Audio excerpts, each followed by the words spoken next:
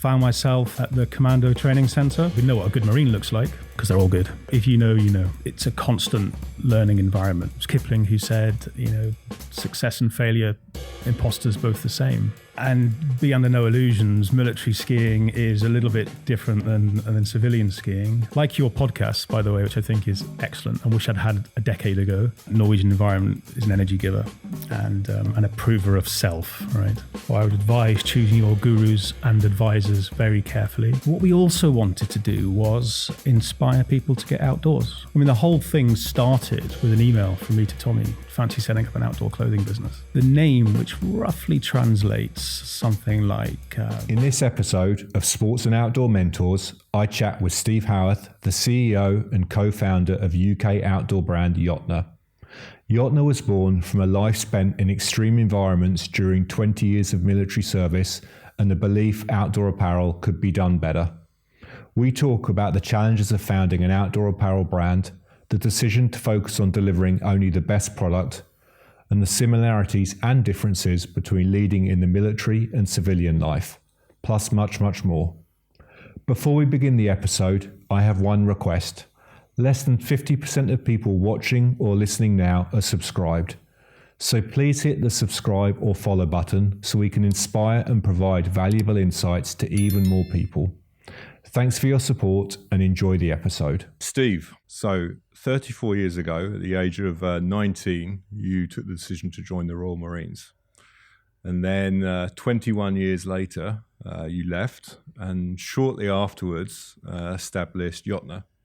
Now, we'll come back to Jöttnar a little bit later for sure, but I'm really interested to understand what were the key elements that led you actually up to that decision to Jöttnar and just understand maybe a little bit also why in the first place you decided to join the Marines. And the two are massively interconnected. One flowed into the other quite seamlessly. I suppose I'd start with what led me to join the Marines in the first place. And I'd wanted to do that since I was probably 13, 14 years old. The Falklands War actually was a pivotal moment in my decision for joining that. And I prepared myself and trained myself. I actually dropped out of my A-levels to do it. My brothers were going to university and doing all the orthodox stuff your parents like. I was perhaps a little more wild and found myself at the Commando Training Centre, Royal Marines. As you do. As you do, yeah. Age 19. That's the short version of the story. More than happy to go into the long version of the story. I joined as a Marine, so that's as a recruit in the ranks, if you like. And then about 3 years later, I was selected for officer training. So I was commissioned in, I think, 1994. And then for the next, what have we got left? 16, 17 years, I did everything you'd expect a Royal Marines officer to do. And I left as a lieutenant colonel. Before starting Jöttnar. I suppose it's worth spelling out what the Royal Marines is, what that means. So in brief, it's a British commando formation, and it's got a number of specializations, but probably the most interesting and pertinent one to this conversation is it holds the remit for the United Kingdom's extreme cold weather warfare and mountain warfare capability, or we used to call it Arctic warfare. Now, what does that mean in practical terms? So every year, that formation or elements of that formation will deploy to Norway, which is where my love affair with that amazing country started. And you will train that skill set and develop that skill set. Again, what does that mean I'll give you a synopsis of that. So it would normally be a 3-month deployment, and it could be in Arctic Norway, or it could be further south. Wherever you are, it'd be both beautiful and miserable and brutal and horrendous. And we'd roughly divide that training into 3 parts. The first part would be survival training, which starts as, I suppose, how not to die in that environment. And then as your skills develop and your knowledge develop, you learn how to thrive in that environment. And layered on top of that concurrently is mobility training, as we'd call it, which is probably a fancy name for learning how to ski. And be under no illusions, military skiing is a little bit different than civilian skiing. No lifts, no. There's no lifts. No, there's no lifts. It's a pretty crude but effective way of moving men with heavy weights long distances in that sort of terrain. Yeah. And, if you can imagine 100 Marines in a line in an Arctic winter storm at night with 100 pounds rucksacks and weapons, that's not a glamorous sight. That's more amusing than it is impressive. But those skills develop, obviously. And then there'll be other elements of mobility, obviously snowshoes, and then the vehicles come in, over snow vehicles, skidoos, tracked vehicles, helicopters, and aircraft as well. So, and then the third part would be tactical training, bringing that all together and learning how to fight in that environment. And there's some really quite particular demands of that environment, both on the human and on clothing and gear, obviously. Yeah. And I always used to think you could tell a Marine who'd been for his first Norway deployment compared to a Marine who hadn't yet been there. And I loved it. Okay, it was extremely difficult, and it places a lot of demands on you. It's hard just to survive there, never mind to fight there. And I found I fell in love with that country and its people. We worked quite closely with the Norwegian army as well. Very impressive. Tommy, the co-founder of Jöttnar, had a similar background, except he took it one level further. So he was what the Marines call a mountain leader, which is like a globally respected military qualification. So they really are the sort of the guardian of the standards of that capability in the Marines. They also have a reconnaissance capability as well. Very demanding course.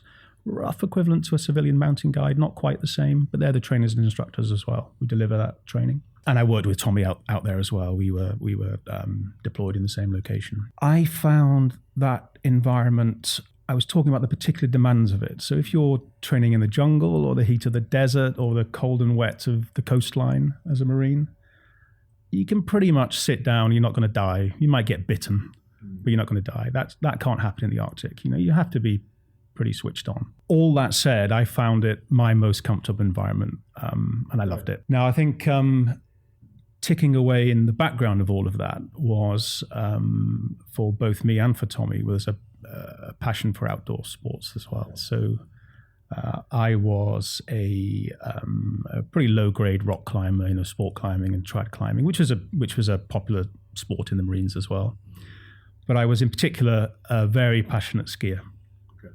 And I surfed the crest of that telemark ski revival wave. Again, telemark skiing, a very popular sport in the Marines, not least because of that Norwegian connection. And I would ski 5 times a year and chase the snow around the world and, find myself doing daft stuff such as standing on a snowy mountain in Australia in the British summer just because it had snow and I could ski there, right? So that was definitely my thing. Tommy, for some unknown but possibly forgivable reason, was a snowboarder, but he also managed to regain credibility by being a really accomplished alpinist, and remains so. And he also had a perverse love of the horrors of Scottish winter climbing. Okay. So that's his bag. Okay, so what does all that add up to by the time we came around to form Jöttnar?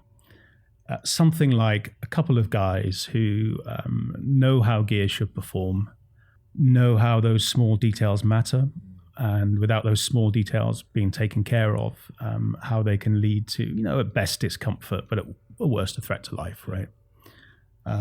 Both in a civilian context and in a military context, which in terms of survival in those environments aren't that much different. So, we had relied on that gear for many years in civilian and military domains. And essentially, it was the founding of Jöttnar was something like we thought we could make it better.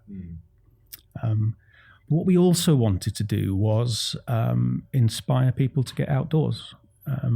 We recognized the good it had done for us. Yeah. And I think, as a reliever of many ills, particularly stress or psychological ills, whether it's just minor stress, whether it's PTSD. We often say the mountain can be the cure. And I can certainly go into examples of colleagues of mine who have found that to be so post-Afghanistan with PTSD, finding themselves on the top of Everest in their pursuit of that cure. Yeah. So that was really what led us up to the start point of founding Jöttnar. Yeah. So we set this vision. We wanted to make the finest, most considered outdoor technical clothing in the world, and we wanted to inspire people to get outdoors. Did you feel at the time that the equipment, the clothing that you had wasn't delivering what you expected, or was it just that you felt that you could do it better, or which kind of one of those was it, or maybe a bit of both? Yeah, I mean, that's maybe a distinction without much of a difference. So yeah, I would say both, Dan. I mean, military equipment then, it's certainly improved now, but the military clothing was it was quite traditional, sort of cotton-based outers, that sort of ventile approach. Okay. The need for it to have longevity overrode the need for it to be light. So that certainly informed our thinking. Yeah. And we'd see civilian clothing as well, or civilian versions of civilian clothing. And there's lots of good stuff out there. But again, we thought we could just polish that up a little bit. Yeah. And I don't want this to be a psychology discussion, because that's not the goal, but I just wanted to pick up on something you said. You said that you could tell when somebody in the Marines had been to Norway and done this training and hadn't. Yeah. How? What was the... Yeah, so... other than the rugged looks. Yeah. Prosaically, it would be things like personal administration and effectively looking after yourself such that you're still a capable soldier, no matter what the weather throws at you. Okay. Psychologically, if you want to go there, and I'm quite happy to go there, I think in an environment such as the one Norway offers you for 3 months of the winter, you really find out what you're made of. You'll find out if you're as tough and resilient as you think you are. And people do get found out. I was on attachment as an Arctic warfare instructor to the parachute regiment, for example. I was loaned. And so I was working with non-Marines for the first time. So with units that didn't have that pedigree. And although they're very tough units in their own sectors of expertise, and this is no diss on the parachute regiment, by the way, who I've served with twice and have an enormous amount of respect for. But it was a surprise to those people, just how demanding that environment is. It turns you inside out. I think it teaches a great deal of self-reliance, whilst also demanding that you operate as a team. Yeah. It's clear that Norway and the Norwegian environment, geography, is a motivator for you, an energy giver. Yeah. I sense as well. Absolutely, yeah. And I'm assuming that the name Jöttnar comes from there.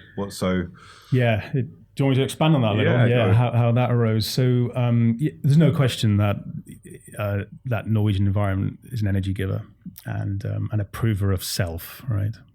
And the name, which roughly translates something like mountain giant, which has probably become troll these days. The shapes of the rocks becoming trolls in Norwegian myth and legend.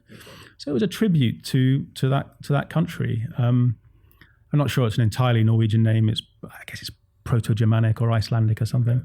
And we added an extra T to just give it a bit of space. Yeah. We still don't know how to pronounce it. The Norwegians, depending on their regional accents, pronounce it differently. Yeah, I did wonder that myself. Yeah. So I've not been butchering it so far. No, if you know, you know. Okay, okay, great. Thanks for that.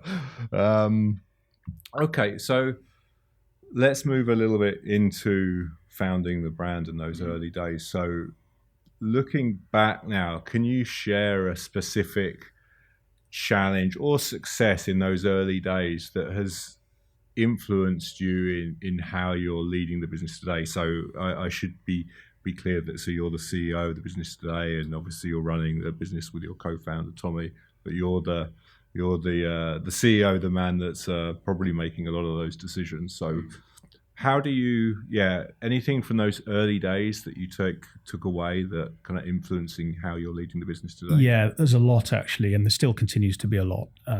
It's a constant learning environment, and I used to be skeptical of people who said that sort of thing, but there's no question. And even in the last 6 to 7 to 8 months, as we built out our team and get ready for some serious scale up, I've learned a lot. What we had when we came out of the Marines, so I left as a senior officer. Tommy was relatively senior too, so we were very used to leading people, managing complexity, quantifying risk. Very used to planning, tactical, operational, strategic level planning. I'm very used to contingency planning.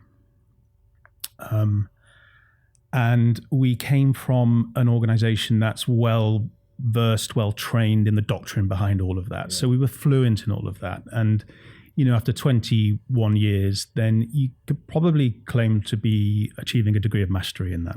Okay, so we were coming into an environment, a commercial environment, although we'd managed budgets in the Marines, multi-million-pound budgets, and hundreds of men. We were coming into a commercial environment where we didn't know how that would translate.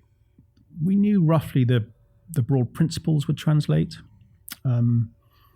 Planning is ends, ways, and means, right? Assessing a bit of risk and then executing.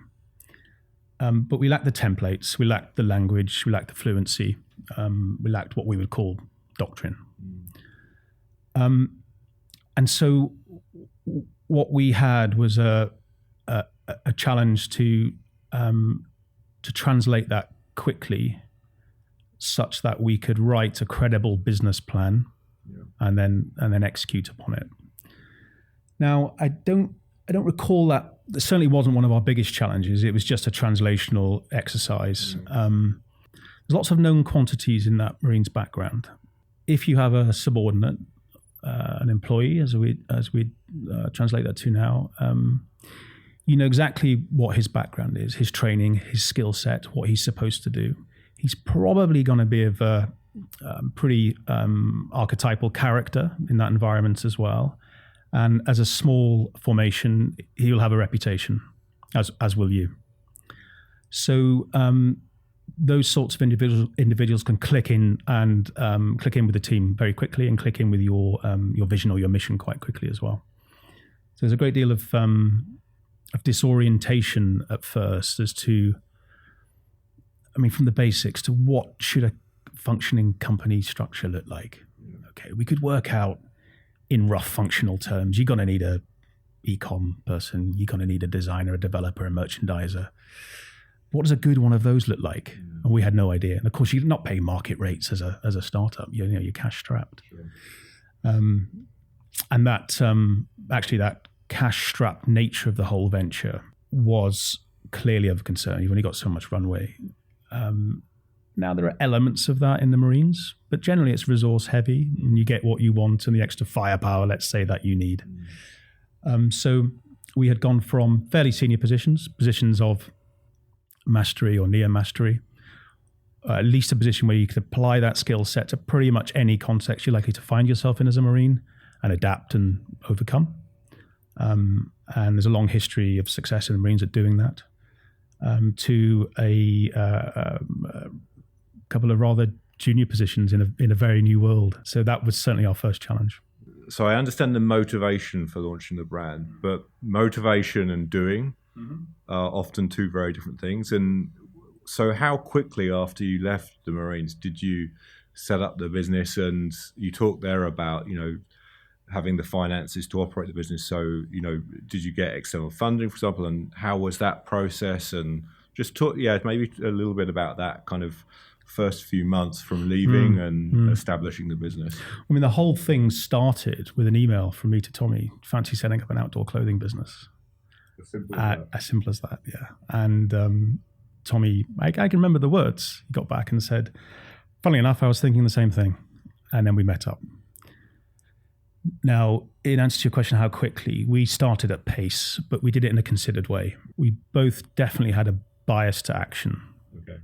Yeah. which can be a threat as well as a good quality to have. But no, we weren't messing around. Inevitably, the whole thing goes slower than you want it to be, and that would certainly be a piece of advice that I received routinely. And I'd certainly pass that advice on. Everything takes longer than you think. I mean, first of all, you don't know how long things are going to take. You're writing your business plan with a view to getting your first hard shell out in a few months. It's not going to happen. Even now, it's a 2-year development testing cycle for those things. You can only move at the pace of your slowest supplier or the slowest functional area that's critical to delivering that pace. That bias to action, though, was important because once we were, even as we were writing the business plan and doing our market research in a very considered way, we were putting in place just the small things to get things moving. Now, I mean, it sounds laughable now, but for 2 ex-Marines, how do you even register a company? What is a company? What is that entity exactly? What is a company director? We knew none of that. How do you register for VAT? These little tiny bumps in the road that seem laughable now. So we've got all that sort of stuff ticked off. But how though? What did you have somebody kind of advising you or? Google. Okay. Google is your friend. But that's, okay. Google is your friend. Yeah.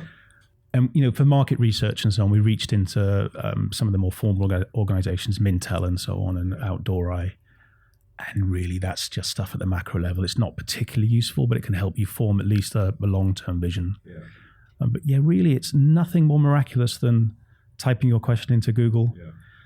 And of course, everything then unfolds. And it's not going to unfold unless you move to make it unfold. So, as you've already mentioned, you spent much of your career in the Royal Marines leading men. What did you learn from that experience that you've been able to put into action since, and maybe in a good and a bad way?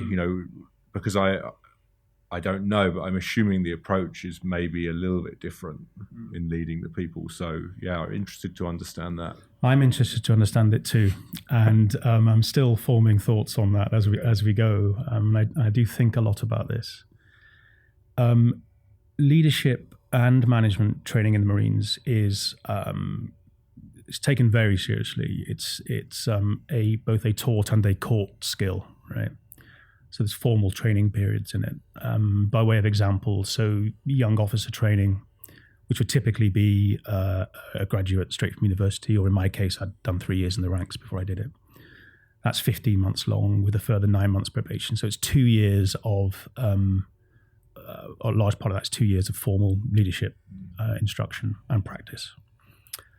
And then by way of other examples, the final leadership course I did in the Marines was year-long, postgraduate, master's level, delivered to an international cohort with King's College London as well, advising, Chartered Management Institute qualifications on top of that, and so on and so forth. Okay, so, and when you're not being formally trained, you're of course doing it every single day.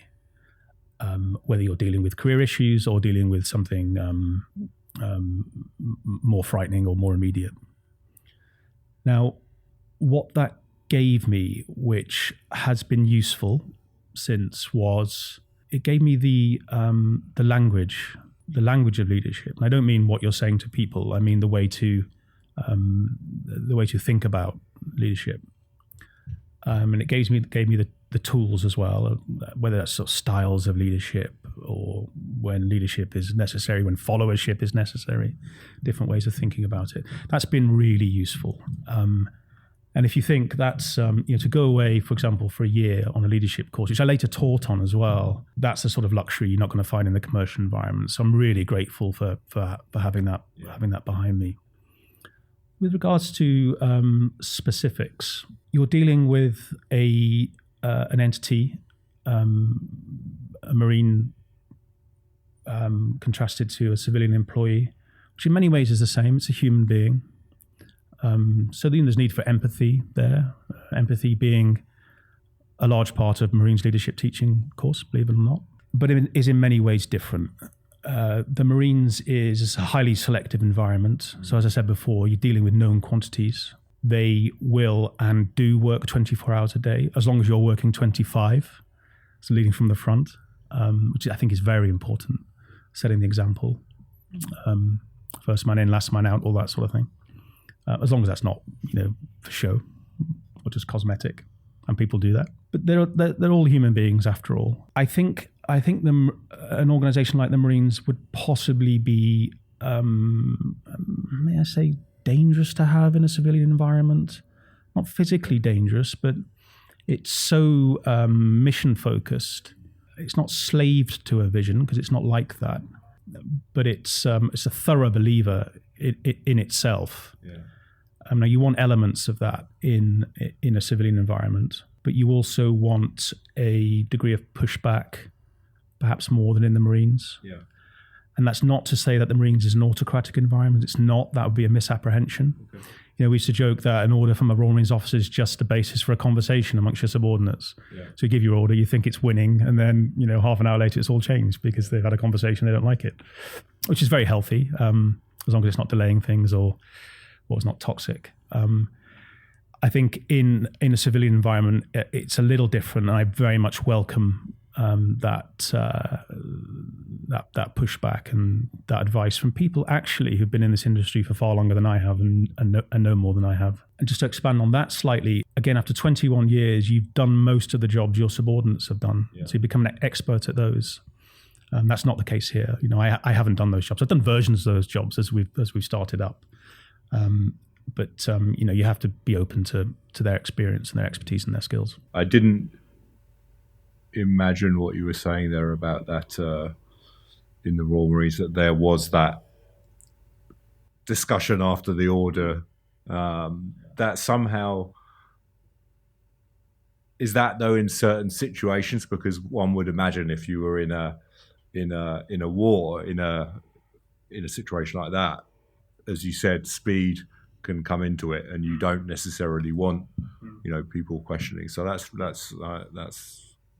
yeah. So the word for that would be an order is an order, and then there's the phrase "this is an order."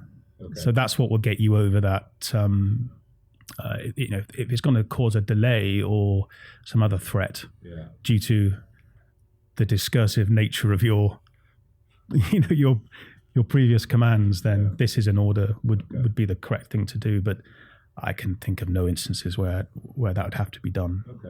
As well as being a co-founder and CEO, you're also a father, a husband, and a father of 3 teenage daughters. So I'm interested, what's more difficult, taking enemy fire or being a father for 3 teenage daughters?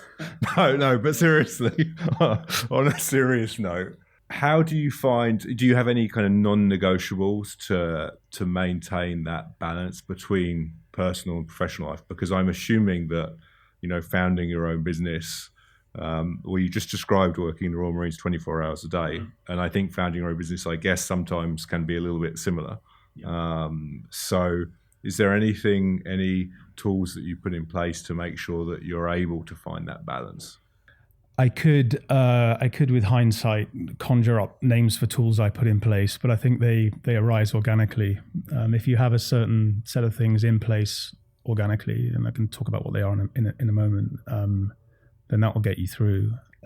As you said, a father of 3 teenage girls, which is potentially a nightmare as a default. I chose to rebuild a house at the same time as starting Jöttnar, so that was quite complicated. Without going into too much detail, the stresses as a father can be anything from reteaching the entire physics, biology, chemistry, and maths GCSE syllabus for a year in the evenings, which you have to do. It's your duty to do that, to get a child through her GCSEs, to dealing with one of my girls who has a life-threatening illness and is in and out of hospital, and that's improving, but that has certainly been an enormous stress. Yeah. So what do you rely on there? Well, for me, my wife, who has just enormous mettle and resilience, and was able to, whilst working as well, was able to maintain a degree of normalcy on the home front, and not lose faith in my vision with Jöttnar and recognize the stresses that come about from such an endeavor as this. But Dan, I think it's the simple things that get you through that sort of grandmother's wisdom without over-conceptualizing it. I don't think you need to. What are they? Looking after your fitness, physical health, just moving is important. You don't have to be a gym rat or a high-performing runner, but you have to move. That's where the outdoors is great for regaining that sense of perspective. And then other simple things which sound too good to be true and sound too simple. Eat your meals as a family. If you can't do that, eat your meals with your wife. That's where conversation develops, where perspective is regained. When you realize that, there's a tendency, I suppose, towards thinking you're the only one with stresses or it all revolves around you, this sort of solipsistic way of looking at things. You can be disabused of those notions when you sit around a table and either experience joy being a family or hear about their stresses. So physical fitness, maintaining your purpose, which for me was Jöttnar, and ensuring you maintain a good family environment. As you said, the simple, but in my experience, often the simple things are the most effective. 100%. Yeah. Not always the easiest to follow, I think, in our busy lives and with all the distractions that we have. It's not always easy, but the eating as a family for me is super important. Yeah, it's easy to neglect these things, and it requires, because they don't come naturally, it's easy not to. Like physical training, it's easy not to. As long as you do something, as long as you try to have a family meal or you try to do something, then you're halfway there. Yeah, absolutely. Now, you've mentioned a few times now about the benefits of being outdoors, the mental and the physical aspects. But I'm interested, were you already, let's say, a lover of the outdoors or a lover of physical activity before you joined the Royal Marines, or was that something that was kind of instilled in you there? No, I was already ready. I think most Marines were or are. So that was like a natural environment for me to step into. And that was because of the way you as a family, when you were growing up, you were the same. You spent time outdoors, or partly. I mean, we grew up not too far from Snowdonia, so we would find ourselves there, but it was nothing dramatic. Yeah. But I think my childhood demanded you to be outdoors if you wanted to do anything. There was limited. I don't think we had a television even as a family in the 1980s until the mid 80s, which is probably pretty unusual. Video games were pretty embryonic. So we would, as a kid, I'd definitely be outdoors. Was it making dens or pretending to hunt squirrels or whatever? So I just flowed on from there really. What's been looking back over the last 13 years? What's been the biggest challenge for you over those 13 years? Anything that kind of sticks out in your mind as, that was tough, and what did you take away from that? Everything's a challenge, so I'll try and distill that into the biggest, but it all becomes an amorphous blob of challenges. As I said earlier, there are some peculiarities in this industry which we didn't foresee. When we started Jöttnar, we were so naive. We thought we'll just build a factory and make our own gear. That idea lasted for about 2 weeks. But I think supply is probably been our biggest challenge, which is obviously joined at the hip with forecasting demand. Again, when you start, you have no idea how many you're going to sell. And you have no idea how many items other companies sell. Why? Because they're not going to tell you. Just as I wouldn't tell anyone our KPIs now, right? And I understand that. So we had to, fight to understand that and to understand what's normal. But what are those peculiarities of this industry? It's not clothing design and manufacture. It's outdoor technical clothing design and manufacture. There's great demands placed on this clothing, and it has to perform well. It has to last. It also has to have an aesthetic element to it as well. That takes a couple of years for each product, And then to reflect on forecast demanding and supply, we constantly got that wrong. Fortunately, we were often buying too little, which of course has its drawbacks. That's going to impact your margins and so on. And you fail to fulfill your customers' demand. And then there's been times when we bought too much, of course, and you find ways of resolving that. But ultimately, you can't predict the future. You can make a plan, and we do that in detail. And there's always trade-offs in that, and contingency planning for when it doesn't work. But no matter how skilled your merchandiser is, she can't predict the future either. Yeah. Although she's got the tools and the science to attempt to do so. And one thing I had to learn, I hope this is answering your question about the greatest challenge, because there's so many of them, but one thing I had to learn is we always used to say in the Marines, don't confuse the map with the ground. Okay. So roughly that translates as your plan is not reality. Okay, it's just a schematic representation of a possible reality. Mm-hmm. Okay, so you try and be cute about it, and you then develop alternate realities, contingency planning, and you assess the risk in each one, and you take a stance and attempt to deliver. But actually, I'm not sure how much credence I gave that in the Marines, because by a certain stage, your plan actually does unfold more or less with how you want it to unfold. And certainly one of the contingencies will unfold how you want it to unfold. Not all the time, but more or less. Here, what we were finding was our plans were unrepresentative of any reality that we would arrive at in 12 months' time. Okay. But we got a lot better at that. So that was very challenging, because that can leave you feeling disorientated. But you pick the best bits out and then go for it. Another challenge which weighed on us heavily was setting the correct pace of growth. There are peculiarities to this outdoor technical clothing industry which will often dictate your pace of growth. So everybody wants a unicorn. We know now that's probably highly unlikely in outdoor technical clothing. It takes time. If you want a unicorn, you'd probably be better off working in software, or dare I say athleisure or something like that. Why is pace of growth important? Well, you've only got so much runway as a young company. What's runway? It's cash. Okay.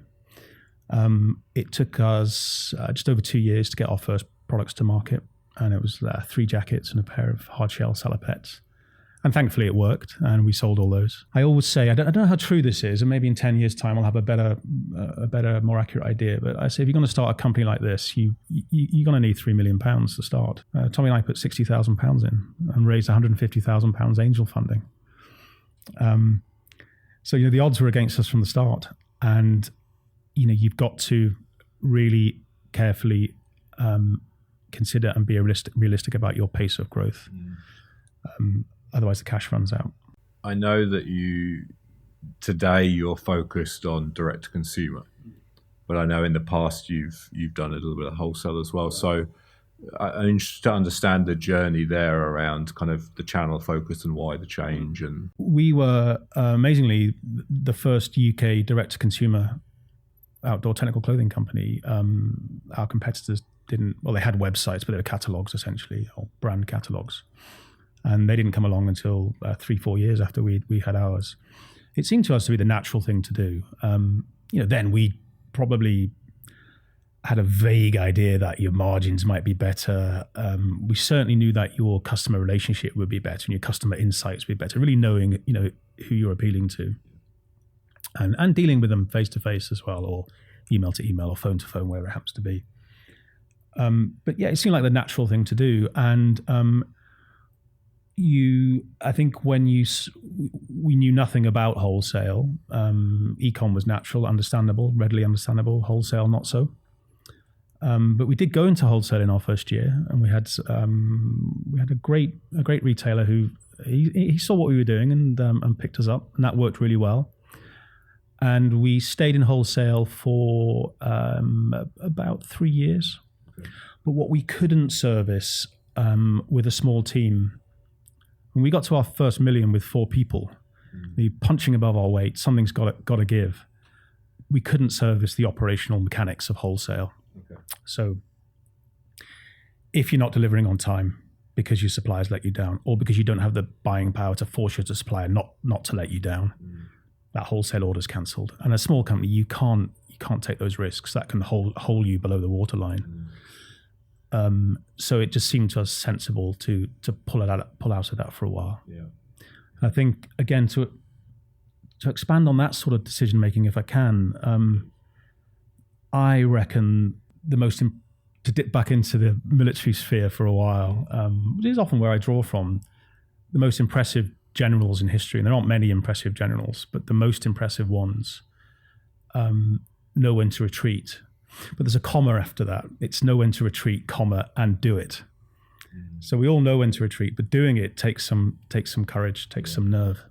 And wholesale was one of those situations where we applied that way of thinking, and we certainly haven't regretted that. Not to say we won't go back into that when we're ready, but that worked for us at the time. Have you either done it, or do you consider at any point doing your own physical retail? Yeah, we'd love to. We looked at that in some detail maybe 3 years ago. The way we conceptualized that was testing, but of course, if you're testing that, again, with a small team, with a focus on e-com, with so many stones unturned in e-com, we thought that would result in a similar sort of situation as the wholesale one, where it would not quite be what we wanted it to be at that stage, but it's certainly something that we'll do in the future.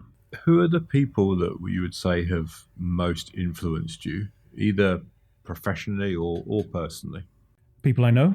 I can do both. I can do both. Whatever. Yeah. You prefer. So professionally, there are certainly Marines officers I worked for who I thought were just outstanding. Very, very capable operators and leaders of men. And you can take a lot of cues from them. And they're very interested in developing your leadership as well. And I won't name them here, but there's certainly one or two commanding officers I worked for who were superb, as well as men who worked for me, essentially, who, again, just super resilient, tons of common sense, super intelligent, super committed. And to have that, to bathe in that as a Marines officer is an absolute privilege. Such quality in that organization. So lots of that was inspirational. Since then, again, there's a handful of people who I won't name. I would advise choosing your gurus and advisors very carefully. And I certainly regard public gurus with a degree of skepticism. The sort of person I'm looking for and will naturally look up to are people who've been on a similar journey to ours. People who've walked the walk. We were chatting earlier about autobiographies of business leaders, and very few of those really pull the curtain back. And when they do, it's to show you the shiny furniture, right? Yeah. Well, who's interested in that? Yeah.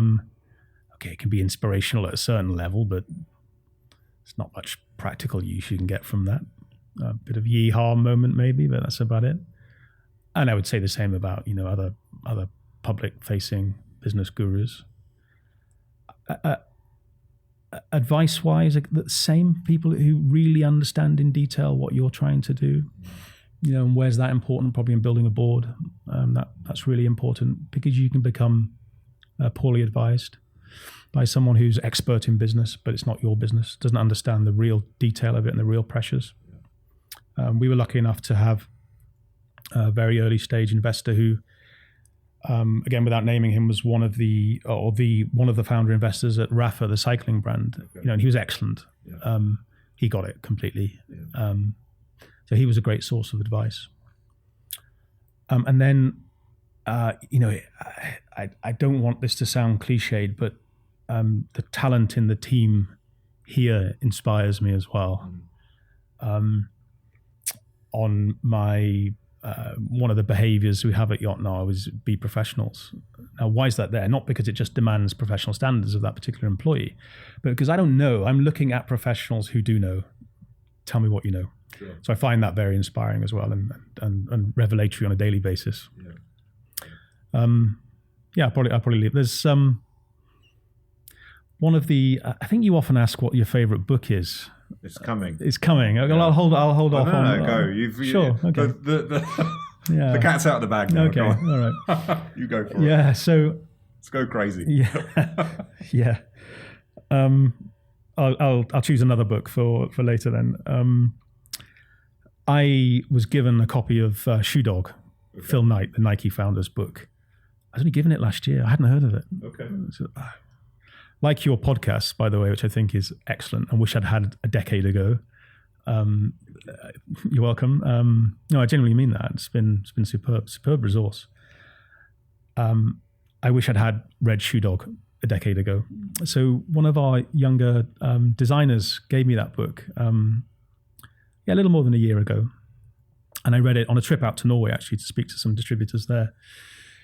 And like many people in this industry in the last 12 months, it was fairly chaotic and disorientating, and a plan which had been unfolding quite nicely for the previous certainly 5-6 years, and was locked in and was growing really nicely. It started to just become a little bit fractured. And then I was given Shoe Dog and I read it on the Norway trip. Okay, so what have you got there with Phil Knight? You've got a guy who, he's an accountant, super accountant, nerdy type accountant. He's a Zen Buddhist, or an amateur Zen Buddhist, or certainly leans that way. And very accomplished, high-performing sportsman, running in his case. That's going to make an interesting mix anyway, right? Something interesting going to fall out of that. And he also wrote Shoe Dog much later than the events he was writing about. So he had time to reflect on what it really all meant without wishing to become all Zen. I often think that... it was Kipling who said, success and failure, imposters both the same. You don't know what something means when it happens. You think you do, but you don't really know. And over the long term, that could be what seems the worst thing that could ever happen can be the best thing. Got to allow things to develop. Again, I'm reminded of I can't remember who it was. I think a Chinese ambassador to France. And this is maybe 120 years ago, something like that. Someone will correct me on the details of the story. But the Chinese ambassador was asked what were his views on the French Revolution, which had happened a long time before. Yeah. And he said, I don't know, it's too early to tell. I like that way of thinking. And Phil Knight very much had that way of thinking. It doesn't excuse laziness or inaction, but it does give you some comfort. Yeah. Allow things to unfold. And have confidence in yourself that when they do unfold, you'll be able to perform just as well as you ever have. Yeah. What I also liked about Shoe Dog, he had his I don't know what he called them, 10 principles or 10 behaviors of Nike, and one of them was it's going to be messy, and I quite liked that. Because having come from an environment that, because we were expert at it, the Marines, wasn't messy, could get messy at times, but generally wasn't messy, to a startup, which lurches from crisis to crisis, right? And it's just a hot mess. I found a great deal of reassurance that it wasn't just us. Yeah. I tell you, Dan, this is a company that Phil Knight was so confident in his vision, as are we, that even at sort of 8-figure US dollar revenue in the early 70s, he was failing to pay his employees at the end of the month, running out of cash. Not that that's ever happened to us, and that I wouldn't let that happen, but he was prepared to take it that much to the wire. That was interesting to look at his view of risk, which is not necessarily mine, but inspiring nevertheless in terms of giving you confidence in your vision. Yeah, absolutely. Have you, I know you listened to Jürgen's episode of this podcast, Jürgen from Neurona. He recommended a podcast called Acquired. Okay. There's an episode on Nike. You should listen to it. I will. Yeah, I will. They're 3-4 hour podcasts. Yeah. So I enjoy those. Buckle up. Yeah, I enjoy those. But you'll also learn that list of Nike principles or whatever actually didn't come from Phil Knight. Right. Okay. But it's an amazing podcast, and you learn the good stuff and the bad stuff. To your point, I think the one error Phil Knight made with that list, or with his mindset. Look, I call it an error. It's ridiculous. It's a huge commercial success, but and it's a tiny point. It was he would use the metaphor, this is a war for Nike, and I think it's useful, but it's wrong-headed in the detail. But it's a useful inspirational call. Yeah. And I also liked his live off the land behavior. Yeah. Extremely cost conscious. Any company should be, but as a startup, that's pathological cost consciousness. So we talked about people that have influenced or inspired you. Is there any piece of advice that you've been given that really stands out? I mean, you touched on one earlier on, but anything else that really kind of stands out to you? Again, there's probably lots, and if I could sort of bucket those into 2 or 3, if that's okay, and perhaps if I could also offer some advice of my own. That's coming as well. Okay, well, I'm happy to dip into that now. I refer to my earlier conversation about pace. When we had got to a certain size and we took on institutional investment from VCs, there's one particular VC I can think of who definitely would want to be named. He likes to fly below the radar. But whereas I was too hot-headed, I think, too pacey, he advised on how realistic that was, and he caused himself unnecessary stress by doing that. So that's probably been really important, I think. So when you look back over the 13 years, what have been the best and the worst experiences over that time? Well, I'll refer you to the ambassador, to the Chinese ambassador. I don't know. Hasn't been long enough yet to know what they all mean. Look, it's an absolute joy to have started this company and to see it flourishing. Full stop. That's a great experience. Full stop. No matter how challenging that is, that's been a joy. It's been a joy to employ people. I love doing that. The right people, obviously. And it's been a joy to attempt to take care of them and look after them to whatever degree they want to be taken care of and looked after. And so I love that every day. It's been a joy to be able to build the sort of gear that you want to build, to have complete control over that, more or less complete control over that. To digress slightly, in the early days, suppliers were not understanding quite the demands and the finesse that we wanted. So we had to bring those on as well and make sure they could deliver and do it the way we wanted it done. We were quite demanding. But it's been a joy to see those relationships flourish with the suppliers as well. And we've got some long-term suppliers now who are just great to work with, understand what we're doing. We understand their pressures as well. That works really well. The more doom-laden aspects of the whole journey, many. I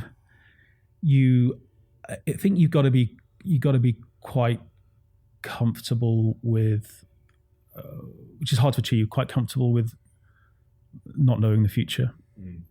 It's not a secure pursuit. Certainly not in the early days. As I said before, extraordinarily cash conscious. Every penny's got to count. You can't do everything you want to do at the time you want to do it. You've got to be patient.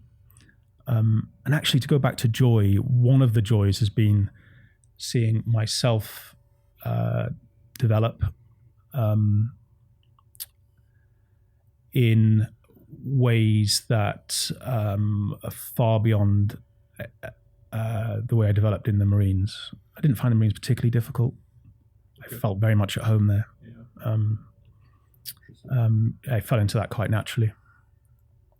And as I said before, some of that translates, some of it doesn't. The bits that don't, it's been the challenge of translating those, attempting to be humble, listening, knowing when not to listen as well, choose your advisors carefully. that's been both a challenge and a joy as well. And then, of course, all the other challenges will be familiar to any business, whether it's supply, cash, humans, and so on. Okay. You when you were saying there about the best things, one of them you mentioned was about hiring and working with people, and you then corrected yourself and are hiring the right people or good people, whether it's good or right. So what do you look for as a small business, that's in growth phase? And I think at that stage, the people is critical, because one person can have a big effect on a small team. So what is it that you're looking for when you're hiring people into the business? Yeah. So conceptually, if I can start there, I am not a believer, and I think I've been proven correct on this, in the throwaway slogan "hire fast, fire fast," which may be applicable in some industries or the shape of certain companies, but you're going to have to solve the problem you're building up anyway at some point down the line. It's, without being insulting, it was Steve Jobs who, when Apple was in early stage, huge unicorn growth, he'd hired fast and to put warm bodies. I can remember the founders of ASOS, the clothing company, did something similar, to put warm bodies in chairs to deliver functions. But he it's related that he said something like, we need to get rid of all these bozos. And again, that's not to insult the bozos, just perhaps wrongly positioned. I think you've got to hire right, and for us that looks like hiring cautiously. We have made mishires, partly because we didn't really quite know what we were looking for. We didn't quite know what good looks like. Which is normal at the start. Absolutely, yeah. Absolutely. As I said earlier, we know what a good Marine looks like. Sure, yeah. Because they're all good. But we of course, yeah. But we wouldn't know what a good employee civilian looks like, beyond some sort of personal characteristics that they must bring along, but technical characteristics, we wouldn't have a solid idea of that. And mishires are very difficult to deal with. And it's very sad for everybody. It's sad for the individual that you've mishired, because they may be breaking with the strain or the pressure that you're putting upon them, out of their depth, or not prepared to put in the ludicrous amount of work you have to put in a small team in the early days. I mean, it's hard, and there aren't enough hours in the day, and you have to add value, and you have to be double-hatted as well. You can't just have a graphic designer. That graphic designer also has to be an e-com expert as well. It's a very hard skill set to find, and we've been very lucky in finding those. And we've got people here who've been with us since the start, since our first employees. And we've hired nicely in the last 6 months.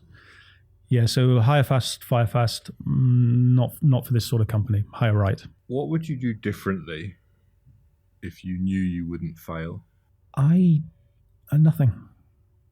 I think we had the courage of our convictions anyway, and retain those.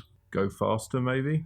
I don't think we could have done. Okay. I don't think we could have done, because there are constraints on you going faster, not least cash. Even if you sell everything in that year, you then need to buy twice as much the next year and hire twice as many people.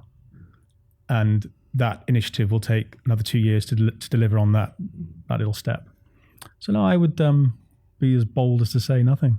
That's not to say we wouldn't do things differently anyway, but in the, I suppose the sort of paradigm you presented there, which is if we wouldn't fail, nothing. Okay, so what would you do differently? Right. Okay. You opened the door. Yeah, I did. That's true. Well, I'd raised £3 million before I even started, but that's impossible. So that's not great advice. But you say that, and I understand why you say that, but also haven't you proved that you don't need to do that? Yeah.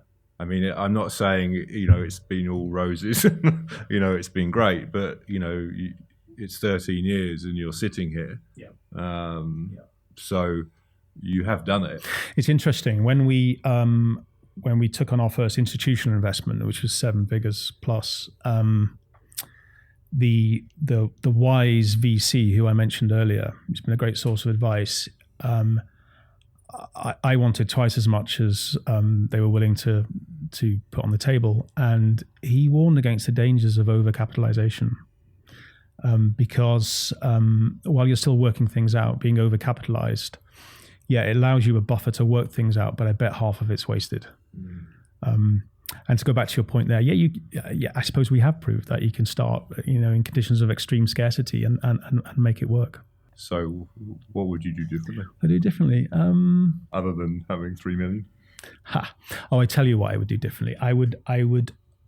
I spoke earlier about knowing when to retreat and doing it. Okay. And again, you've heard me mention many times this necessity to modulate your pace of growth. I have that bias to action. Okay. Yeah. For good and for bad. And I have also, hopefully it's diminishing now, a terrible habit of moving ahead whilst poorly communicating the details of that to my team, because I think, well, why wouldn't they know that? Why wouldn't they just sort of lock in and do that? Well, of course they're not going to know that unless you tell them. They're in their own worlds, right? I think I've got over that now. And we had a very interesting team building session about a year ago, and we sat around a table and reintroduced ourselves, which sounds a bit hokey, but I loved it, and hopefully they did too. And spoke candidly about our strengths and weaknesses, and that was useful. And that was one of the weaknesses I spoke about, was that being a little hot-headed and moving too fast. So I would temper that slightly. I think as a startup founder, you have to do 10 things at once. You can't do 20. You mustn't be doing 1 or 2. That's not going to work either. I was trying to do 20. So I dial that back a little bit. That's the thing I would do differently. Now, where it's great to have a co-founder is Tommy's temperament is the opposite of that. Okay. It's much more West Coast, as it was put by one of the investors, and that yin and yang worked pretty well. As long as you're candid and can speak up, which can be a problem, if you're trying to maintain friendship. But the friendship is still very much there. He provided some breaks to that. So you almost gave them out already, but let's go to the advice. I'm going to change a little bit the order. So if you could share 3 pieces of advice to future or existing leaders within the sports and the outdoor industry, what would they be? Well, I think, like I said earlier, I wouldn't presume to offer advice to Jürgen, because I haven't walked that walk. It's not dissimilar, but Jürgen's operating on a much bigger scale. And he is 4th generation, to be fair, in the company. Right, so he's completely immersed and soaked in it. There's nothing I could tell him. But I could perhaps offer some advice to smaller companies or certainly early stage startup companies. Again, I will caveat this. I said choose your gurus carefully, and I will include myself in that. I'll caveat, this is an N of 1. It's a sample of 1. It's Jöttnar. It's peculiar to our circumstances. I think you need, first of all, you need to understand yourself and your co-founder. He needs to understand himself or herself, and he or she needs to understand you. Tommy and I had a very frank conversation at the start. We knew each other from the Marines, but we had a very, very frank conversation about what we perceived as the strengths and weaknesses of each other, what might be difficult to work with, and some of that's been borne out. I would advise having that conversation. I would advise having a co-founder, full stop. I think that's crucial, and I know a lot of investors look for that as well. I think that's crucial. Bring a lot more to the table, and when things get very difficult, you've got support. Looking at yourself, I would advise, first of all, understand your biases. Understand your bias to action. That's been important for me because that controls your pace. Can you elaborate on that a little bit? Just that kind of concept of bias towards action. Sure. So if you have at one extreme, what you might dismiss as something that's just academic, that's somebody who's thinking deeply about things, conceptualizing things, has all the time in the world, but never executes. Now, it doesn't apply in the commercial world. You've got to do both. You've got to think as deeply as you can and know when to execute. But with regards to the bias, know when to not execute. And a great piece of advice I received in the military, secondhand actually, but it was from a parachute regiment general, which was don't make a decision until you have to. I think that's quite important. It's knowing when you have to, and then executing, that's important as well. And as you do your planning will allow you to see where those decision points are. Why is that important? Because you're allowing variables to accrue. If you don't have to do it now, don't do it. It might work, it might not work. It's not a necessity, don't do it. There's a necessity for strategic patience.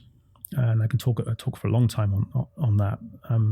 Inspired by aforementioned amazing generals, Wellington in particular. So examine your biases, including that bias to action. There is also a necessity for realism. It's just another bias, optimism bias. Optimism's important. It's contagious. It's fun to be. But it's a little too close to hope for my liking. And hope is not a strategy. Strategy is detailed planning and thought and execution. There's a guy, another military figure, a guy called James Stockdale. Stockdale was who talks to this, and boy, has he got the background to talk to it. In 1965, James Stockdale was a Skyhawk US Navy fighter pilot, and he was shot down over Vietnam, and he was held prisoner of war captive for over 7 years by the North Vietnamese. And he was held in a prison compound with what became known as the Alcatraz gang. There were about 11 or so Navy aviators who were held with him, some of whom didn't make it out. He was held mostly in solitary confinement for that 7 years. His cell was 3 feet by 9 feet, with a single light bulb on the ceiling, which was on 24 hours a day, and he was in iron leg shackles every night. So, privation beyond anything we can imagine. Okay. And James Stockdale, who, not unsurprisingly, became a philosopher at Yale later and specializing in Stoic philosophy, he was asked what were the qualities of people who made it out of such conditions.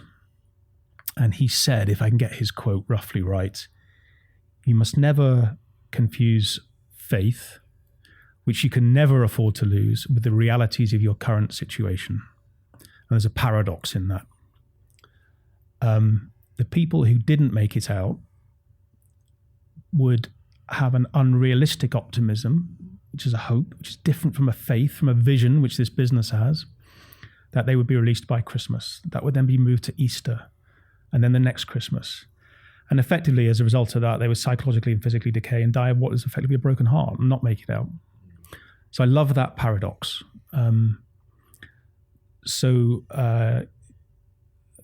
That optimism bias is well worth examining. It's not an excuse for not planning, but having a vision and a faith is contagious and is well worth having. Yes, absolutely. And if I can give one last piece of advice to founders as well, if I may, I think you need a sufficient, not pathological, but a sufficient degree of paranoia. The odds are stacked against you, and you've got to know that. Paranoia delivers contingency planning. Again, not pathological paranoia, but a sufficient degree of paranoia. You've got to know what you're up against. And if you allow that to be constructive and to deliver that contingency planning, then that's a quality, let's call it, that's worth having. You're not the first person to mention that. Is that right? To say, yeah. Oh, I'm relieved about that. Yeah, okay. Yeah. But it's not something I hear a lot. Right. But I think it's a good reality check. Yeah. So, more fun question. So, what's your favorite piece of sports or outdoor gear? And it can't be something from Jöttnar. Okay. That's way too easy. Yeah, okay. Well, I have an easy answer as well. I'm not sure if they still exist, but there was a Italian ski company called Tua, Tua. Okay. And it's one of those companies. If you knew about Tua, you knew about Tua, Okay. right? And they used to make amazing telemark skis, Okay. which were great for piste telemark or for ski touring and so on. And I had the iconic ski of the time. This is 20 years ago now. It was called a Tua Sumo, which was fat for the day. It was 110 millimeters at the tip. Imagine that, right? That skis are broader than that, wider than that underfoot now. Yeah. That was a fantastic ski with amazing camber. And I took that everywhere. And I also used it in the Marines as well. That was my military ski. The military skis that they issued then were 210 centimeters long. I don't know, 10 centimeters underfoot, something ridiculous, totally unsuitable. So that was also my military ski. Fantastic. 185 centimeter, 110 at the tip. Amazing camber, brilliant for telemarking, super cool brand. That sticks with me. Very cool. Another one I've not heard. That's good. Okay. You already gave one book, but any others that stick out that you would recommend? Yeah. I would read, me personally, I would read anything about Wellington, Duke of Wellington. Okay. Now, the Duke of Wellington, that sounds like a comedy name today, but anything by any credible historian about Wellington, in particular about his period in the Peninsular Wars, which are the wars in the early 1800s in France and Spain. In Portugal and Spain, fighting France, fighting Napoleon. Wellington was super technocratic general, super all over the detail, trusted nobody, including his subordinates. Was a very present and visible leader. Probably not, the records show, probably not very easy to work for. He was a man under a great deal of pressure. He took the British Army to Portugal, and he spent around 5 years there doing what looked like nothing except retreating and building defensive positions. Great parliamentary clamour for him to be sacked because he's doing nothing. But this is strategic patience, which I spoke to earlier. And then when he was ready, he knew where his decision point was. And when he was ready, he defeated 5 Napoleonic generals in a row in the course of I think about a year. I may be wrong. And then entered France. And then not much longer later, won the Battle of Waterloo. Okay, so real interesting mix, right, of a guy who, technocrat, strategic general, strategic patience, doesn't look like a risky shooting from the hip kind of guy, and normally isn't. And then Waterloo, I can't think of a more shooting from the hip battle, a more risky battle. Saved, it's contentious, but saved in the last hour by the arrival of the Prussians. And certainly during a part of that day, it's recorded that Wellington had pretty much decided that he'd been beaten unless they arrived in the next, X minutes, which they did, and they put the French army to flight. Now, again, this may be of interest to some of your audience, but I contrast him with Napoleon.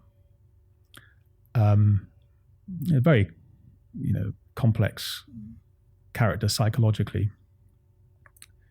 Imbued with an imperial vision, very much a hot mess kind of guy. But by the latter stages of the Napoleonic Wars, he'd run out of money. That could sound familiar. His allies were turning against him, and ended up in captivity on an island, dead, aged 52, in an extremely unhealthy physical condition. I think I know who I'd rather be. Yeah. Well, okay, it was super interesting. I'll have to check that out. Yeah.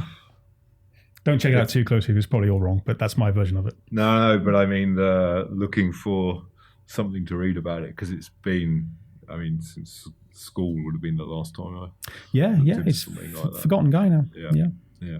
So, as you know, this podcast is really designed to provide people with insights and lessons learned, successes, failures, anybody that either is or wants to work in the sports and the outdoor industry. And we've covered quite a lot today, but is there anything that you think we've missed or that you would like to still add? I don't think so. I would say it's a great space to work in. You know, you're mixing your passions and hobbies with your business. I mean, what could be better than that? I think I covered a lot of ground there. I'm not sure how much of that is accurate, but maybe you come back in 10 years' time, there'll be a lot more to add. Absolutely. So last question then. So if today was your last day, on Earth or at Jöttnar? At Jöttnar, let's say. That's on Earth is a little too dramatic. Okay. What would your message be to your team? Well, assuming I'm leaving under conditions of success for the company and stepping aside for someone more talented, I'd actually just like to thank them, which I hope I do enough, and commend them for their serious commitment and effort and hard work. They have their own lives and challenges just as I do, and I recognize that. So just be a big thank you. Perfect. What a great way to finish. Thank you very much, Steve, for your time. It's amazing what you've achieved so far. So congrats. I look forward to coming back in 10 years and seeing what that holds and seeing how the brand develops. I hope you enjoyed the episode. And if you did, please leave a comment below. A new episode will go live in 2 weeks, so subscribe to be sure you don't miss it. Thanks again for your support and see you soon.